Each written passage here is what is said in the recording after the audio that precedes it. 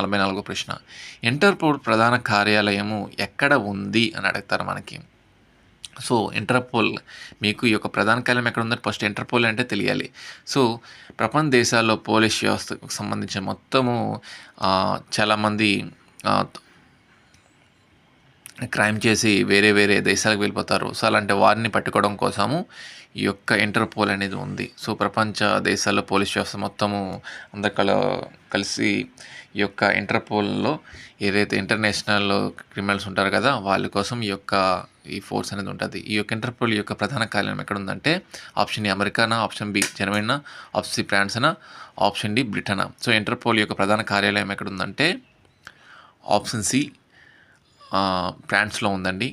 France is the right answer. So, ఈ యొక్క ఇంటర్‌పోల్‌నే ఇండియాలో ఏమని పిలుస్తారంటే రీసెంట్‌లీ భారత్ పోల్ అని నామకరణం చేశారు. ఇక 145వ ప్రశ్న.